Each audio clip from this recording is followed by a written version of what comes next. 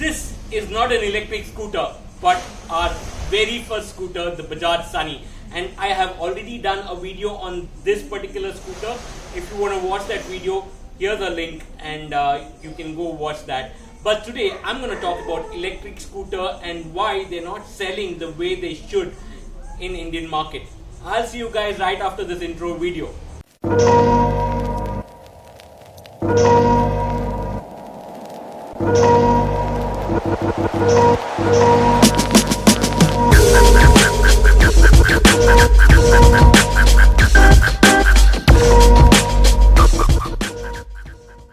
Wow, and welcome back to Weekend on Wheels, and I'm Girish, and today I'm going to talk about electric scooters, namely 3 brands which are doing very good in Indian market, at the same time not really. When I say that they are producing good electric scooters or motorcycles, but at the same time these electric vehicles are not being sold the way they should be, or they're not crunching numbers the way fuel based motorcycles or scooters are being sold. Let's talk and discuss about few things which might be a hurdle why electric scooters or motorcycles are not selling the way they should. So namely, there are 3 major players in the current Indian market, which is Ather. They have 2 of their model, which is 450 Plus and 450X. Then you have TVS iQ and then Bajaj Chetak. So these are major scooter based players, and I'm going to focus more on scooter players rather than the bike players. So these are the scooter players currently in Indian market. But as good an electric scooter these are, they're not doing numbers. And possibly there could be a couple of reasons. A common reason which is normally debated is about the infrastructure for charging these electric scooters. But then that may not be the only reason why the scooters are not being sold in India the way they should be. So I have certain other points, and if you have any points from your end, please comment below and let's have a discussion. So I also think when it comes to buying an electric scooter, not many banks offer loans.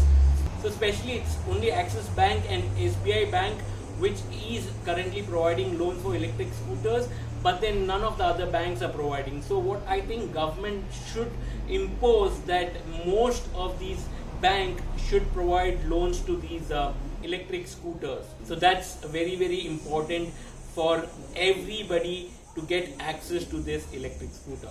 Second thing, most of these major players, that is Ather, TVS and Bajaj, have limited or they're operating from limited cities. So Ather I think is operating from about 7 to 8 cities, and also with TVS and Bajaj they are also operating in 2 or 3 cities with their electric scooters. So that network has to increase eventually, which will also ensure the more number of scooters are being sold, for which the production also has to increase. So it's a chain which is linked to each other. And I think finally one of the other reason is the awareness. I think majority or major audience do not have the awareness of these scooters, electric scooters, and why they should be looking at adopting electric scooter.